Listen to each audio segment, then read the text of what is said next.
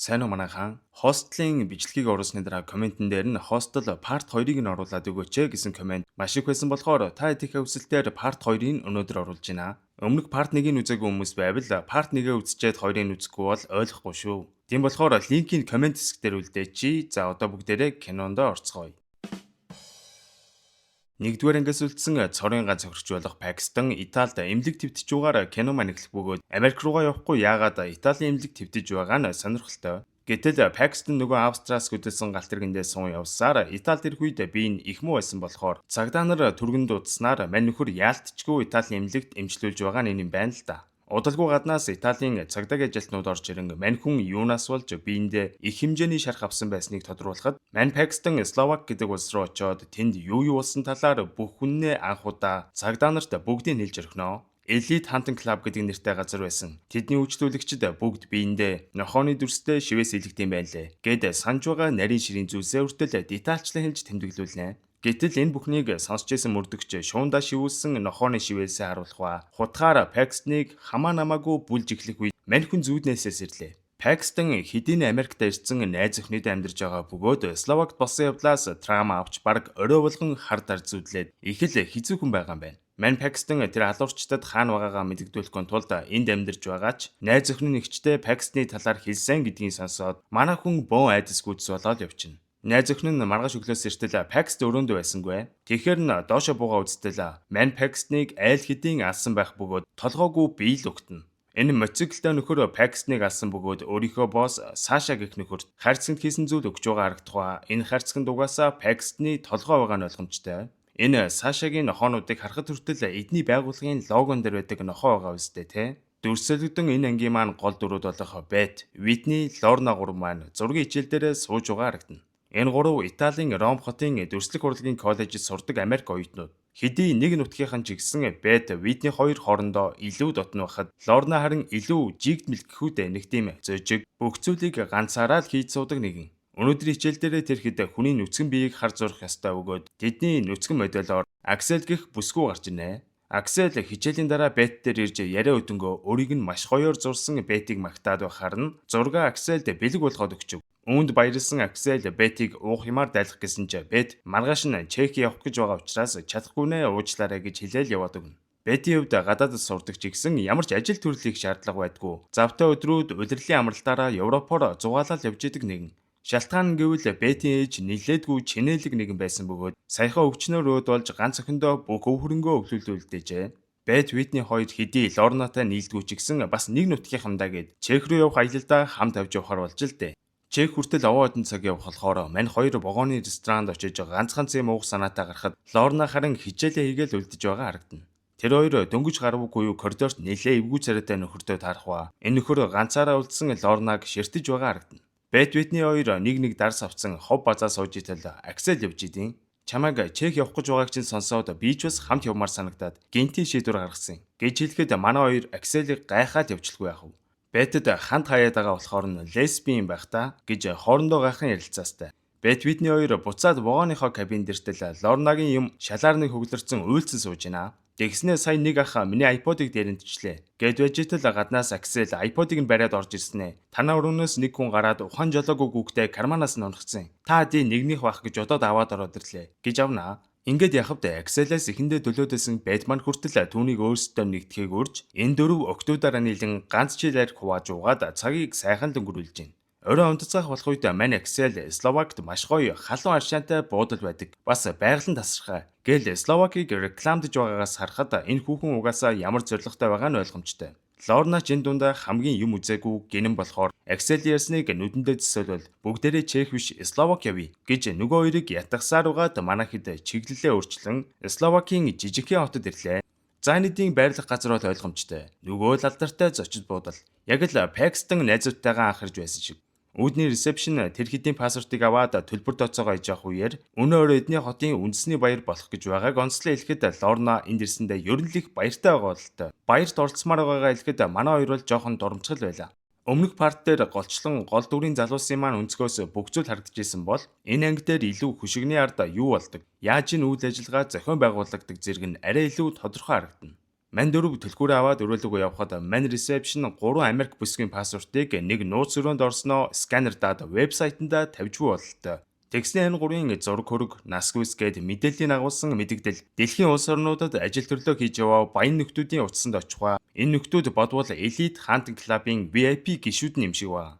Тэгснэ энэ нөхдүүд харж байгаад таалагдсан охирогчоо өөрийн болгохын тулд хоорондоо үн хаяж өрсөлдөнө. Ингээд хамгийн өндөр үн хэлсэн нь хохирогчоо авахар болох ба. Энэ удаад Тод гээд нэлээд сагсуу барийн нөхөр бооцоонд ялжээ. Тод өөрийнхөө багын найз Стюарт руугаа залгаж удахгүй болох төрсөн өдрөөр нь галзуу зүйл хийцгээе гэж найзаагаа уриалхад нөгөөх нь Тодын ярьсны үгс гэж би тэгж хүн алж чадахгүй гэж хэлсэн ч Тод аль хэдийн бооцооны мөнгө төлсөн болохоор заавал өөртөө хамт яв гэж шахаад салахгүй. Тод өөртөө Витнийг $70,000, Стюартад Бетиг $80,000 авсан байлаа. Манай дөрөв хотын баярт оролцох гэж үжитэл киноны маань 1-р анги дээр гардаг гудамжны хүүхдүүд гарч ирээд мөнгө нэхэд харин Лорнач нэлээд зөөлхөн юм болохоор чихэр өгчитэл хүүхдүүдийн нэг нь нүүрлүү нулимснаа зүхтаад өгдیں۔ Энэ үед Америкаас Тод, Стюарт хоёр Словакт хувийн онгоцоороо хүрэлцэн ирэх үед элит хантинг клубын менежер өөрийн биеэр хүлээн авч тасхва. Эндхийн гишүүн болоход заавал шивээс хэлэх ёстой байдаг тул мань хоёр ээлжээлжээрээ шивээсээ хэлэгдэг. Тод шивээсээ хэлгэсний дараа Стюарт ялж болоход маньхүү энд ирсэндээ ер нь л эргэлзэж шивээс хэлхийг хүсэхгүй байгаагаа хэлэгч сонголт байхгүй болохоор яалтчгүй шуун дээрээ нөгөө нохон тэмдгийг шивүүлдэг. Хотын баярт ирсэн бисквичүүд нэг хундаг шампансаг тулгаж уугаад хувийн карьер хөөгд эхэлнэ. Мань Витний өдөр буудалд таардаг залууга дагаал гүйчгэн. Тод Стюарт хоёр ч баяр дээр ирсэн өөрсдийнхөө худалдаж авсан анги харцхан зугаатай цагийг өнгөрөөж явах шиг байна. Витний нөгөө залуутайгаа бүжиглээ завгүй. Харин Бет ганцаараа сууж итэл нэг залуу ирснэ. Хоёулаа хамт бүжиглэхүү. Гэхээр нь Бет яах юм бэ? Би бүжиглдэггүй гэж татгалцахад мань залуу харамсалтай юм. Уулна би чамд тусалж чадах байлаа гэж хэлэхва Бет яг ямар утгатай зүйл хэлснийг нь эхэндээ ойлгосонгүй. Мань залууг харсан ресепшн хурж ирснээр саяны залуу янз бүрийн юм хэлсэн үгүй юу? Дахид чамд гай болохооргүй болгочих л доо гэж муухайнын ууж байсан пив өгдیں۔ Угаасаа юу гэж ухавд нүдийг хариулж байгаад газар асгах гэтэл Стюартийн өмдөн дээр асгачлаа. Бет ч санаан зовон Стюартад пив авч өгч уучлалдгуухва. Стюарт Бет хоёр халтган танилцаад салах үедээ баяртай байд гэд нэрийг хэлчихтiim да мангаргаар. Бет Стюартад нэрээ огтхон чилээгүй болохоор нэг л сэжигтэй эвгүй санагдаад өнгөрлөө. Дөрсөлөгдөн мань Лорна ганцаархнаа гунигтай сууж итэл бараг англиарч ярьдгүй шахуу. Том биетэй нөхөр бүжгэнд урж гин. Мань хоёр ч нэлээд бүжгэлж явах үед Бет Лорног олж уулзаад одоо бүгдээрээ ер нь хариул яасан бэ? Гэхэд Лорна юу харах? Намайг тэр урт өстэй залуу дагуулж яваад завин цуулгаж үзүүлээгээд байна. Би явчих уу гэд бүр догдолсон шинжтэй. Бет Лорнаг танихгүй газар хамаагүй хүмүүс дагаж явж болохгүй гэдгийг анхааруулхад Лорна ч за би явахгүй гэж Бетэд хэлсэн ч Бетийн нүдийг хариулж байгаад нөгөө үснөөсөндөө баригдсан нөхрөө дагаад явчихтiim да. Лорнаг завин цуугаад явж байгааг харсан Бет араас нь орилоход уучлаарай Бет гэж хэлээл цаашаа яваад өглөө. Хэдий гадаа харанхуй байгаа ч энэ хоёр намуухан орой завтай яваал дэнлийн үнтэр асаастай. Амьдралдаа анх удаа баг эр хүнтэй ингэж завтай явж байгаа Лорнагийн хувьд их л романтик сэтгэл догтлоосон мөч байлаа. Мань хоёр нилээн явсаар голын ирэг дээр ирэхгүй мань залуу нүдэн. Гэхээр нь Лора за намайг үнсгэндэ гээл нүдэн амтал толгойд нь хар ут угаснаа. Учир зүггүй зодоод эхэлдэм да. Үдшилэг дуусгүйэр зад наргисан Витний ч нилээн согцсон бололтой. Нөгөө залуугаа сугтсан газар унж тусаад байхыг харсан Бет найзгаа танихгүй залуутай явуулмааргүй санагдаж араас нь дагаал явлаа. Тод Стюарт хоёр өглөөний гүйлтэй хийж байх үеэр Стюарт ер нь линд ирсэндээ эргэлзэж хүн алж чадахгүйгээ нөгөөдгөндөө илтэл Тод харин уурлаж энэ хүртэл ирчээд одоо буцна гэж байхгүй шүү. Тэр хоёрыг заавал яргалчаад буцна гэд тас зөрсөөр. Манхид нөгөө яриадсэн халуун аршаанд орон амарч явах үеэр Бет Лорна буудалдаа ирж хоноогүй нь гайхан санаан зовсон байдалтай байх ч нөгөө хэд нь том болсон хүн өөрийгөө мэдж байгаа байлгүй дээ. Харин ч нэг залуутай жаргаж хонооwiz гэж тоглоом нарийн хийцгэн. Тэгсэн юун жаргаж хонох? Лорнагийн амийг бооцсон доошоо харуулад дүүжилсэн хүн амир дүрс харагданаа. Лорнагийн доор маш том вайн байх ба иргэн тойронд нь лаасан өчигдрийн урт өстэй залуу Лорнаг доромжилсан маягтай инээснэ гэрлийн унтраагаал гараад явлаа. Гэтэл нэг дунд иргэм насны бүсгүй орж ирснээр вайнанд хэвтэн Лорнагийн нурууг хурц ирмэгтэй зэвсгээр зэвсэж эхлэхэд Лорна улан амийг нь өршөөхийг гуйсан ч мань бүсгүй хоолойг нь хэрчээд ажлаа. Витний нөгөө залуугаас бүр салах шинжгүй. Харин Аксел Бетийн нуруунд массаж хийж өгөх үеэр Бет дуг хийгээд авна. Нэг сэртэл тэнд байсан бүх хүмүүс байдгүй шүү. Гайхаад тэр хавар нилээн явсан ч ямар ч хүн байсангүй. Гэтэл хар хувцастай залуучууд өөрийг нь барих гээд ирж байгааг хараад бүх юм буруугаар иргэснийг мэдсэн Бет овсгоо гаргаж энэ залуусаас зүхтнаа. Зочид буудлын чулуун хашааг даван гүйжэтэл нэг машин явж байхаар нь тусламж гуйн зогсооход өчигдөр бүжгэн дүрдэг залуу байдیں۔ Нүүр ам нь хөхөрцөн шүдэн цөмөрцөн үхтлээ зодуулсан нь ойлгомжтой. Би чамд туслая гэдэг хахад чи намайг сонсоогүй. Одоо би чамд тусалж чадахгүй гэд Бетиг орхин явлаа. Бет модон дундуур нилээн явж итэл нөгөө гудамжны бацкаанууд ч гарч ирснэ. Мөнгө гэж дайраад Бетиг модны мөчрөөр зодж итэл Аксел киноны ихэнд гардаг Саша гэд босстойгоо хамт гарч ирснээр Бет аврагдана. Саша тэр хүүхдүүдийн нэгийг нь буудан алж дахиж өөрсдийнх нь бизнест гай болохгүйг анхааруулах ба Сашагийн асар том байшинд нь ирдэг. Сандарсан Бетэд виски иж өгөөд удахгүй цагдаа нар ирж байгааг хэлж Бетиг тавьшруулна. Харин энэ үед нөгөө Витник чинь овоо идэх хүмүүстэй хамт нэг харанхуй өрөөнд хорцсон байх ба удалгүй тэндээс гаргаж нэг өрөөнд оруулахад настай өгшин орж ирснээр нүрийг будаад эхэлтiin да. Ветний тэр дөрөө хөгшний хамрыг нь тасгацаад тэндээс зугтах гэж оролдогч тийм амар юм гэж юу ахав тэр дөрөө л баригдана.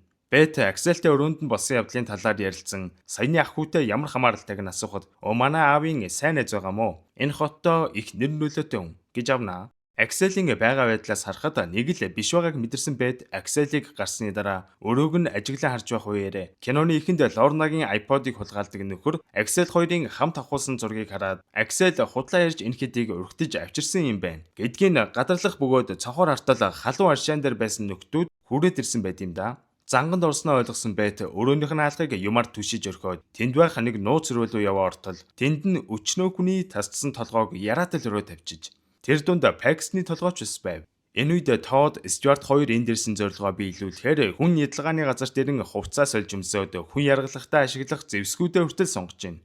Мань хоёр лифтэнд сун доош буугаад тус тусын өрөөлгөө салан явах өгөөд Стюарт ядлгааны өрөөнд орж ирэнгүүтэл шууд гар хөлн чичрээд сандраад эхэлнэ. Харин Тод айд сандарсан юмгүй бөөн баяр болсон нөхөр Витнийг тэр дөрөө яргалахаар шийдэн цахилгаан тасдагчаар Витнийг айлган их л кайф авч байгаа бололтой. Нөгөө өрөөнд харин Стюарт Бетийн толгойн тухутыг нь авахд Бет ч айжуулаад бөө юм болно. Стюарт өөрийг нь алахгүй зүгээр найзынхаа шахалтаар л энд ирсэн байгаа. Гэд бүх зүйлийг тайлбарлан хоёулаа яаж игээд эндээс амьд гарнаа гэж Бетийг тавьшруулдаг.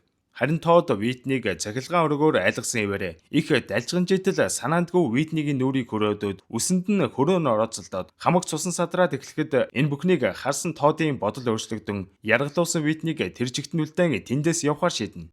Өрөөнөөс гартал тентхийн хамгаалагч энэ хүнээ заавал гүйцээ. Гэрээнд хүн алж иж өрөөнөөс гарна гэсэн байгаа. Гэж шаардлага тавьсан ч Тод юун гүйцэх. Би та нарт мөнгөний чинь хангалттай өгсөн. Би заавал гүйцэх албагүй. Гэж уурлан лифтээр хуцаал хөрөөлөгөө явах замдаа саяны явдал өөрийг нь их л цочирдуулсан бололтой. Юу хийж вэ гэж харамсан уйлж итэл лифтний алга онгоон гаднаас баахан нохоо орж ирээд мань нөхрийг амьдаар нь хуу татаа ичнэ. Гэтэл хагас яргалуулсан ч өгчхээгүй байгаа Витнигийн зургийг дараад бусад өрөөнүүдэд байгаа хүмүүст хямдхан үнээр яргалах санал тавьж эхэлнэ. Энэ үед Стюарт Бетийг гинжнээс нь судлан тэврэх үедээ нэг тийм таашаал бас аваад байгаа бололтой. Бет хоёулаа заавал амьд гарцгаан шүү гэж хэлээд хаалганых нь кодыг Стюартаас асуухад өнөөгч нь Бетийг цохиод унгаач юм да. Саяхан чамайг заавал амьд гаргана гэд байсан биш үү?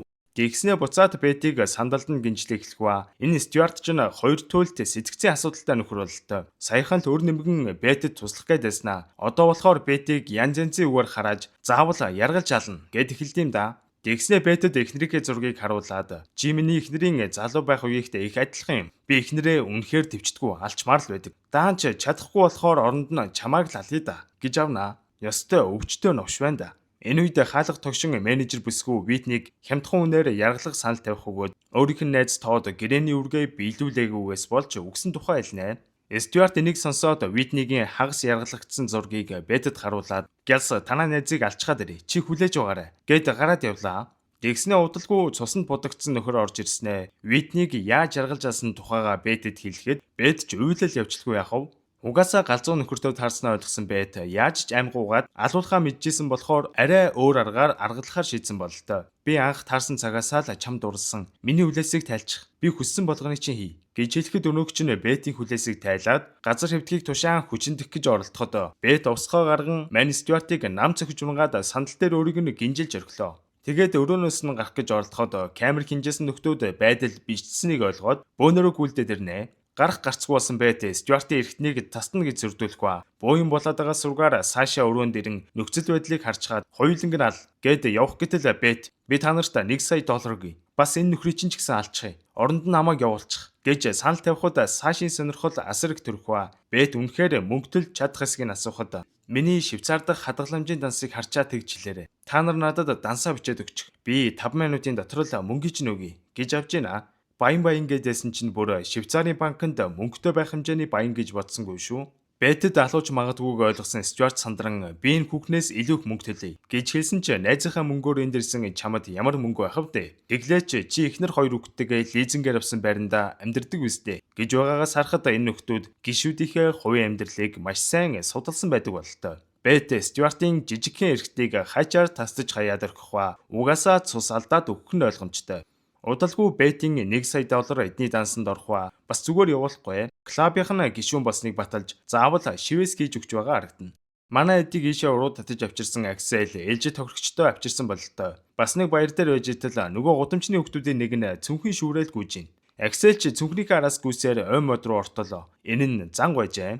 Мэн Бэт сүхвэрцэн Акселийг хүлээж байх бөгөөд тэр дороо толгоог нь тас цавчин өшөөг авах ба гудамжны бацкаанууд Акселийн тасарсан толгоогоор хөл бөмбөгдөж байгаагаар хостел киноны маань парт 2 өндөрлөнө.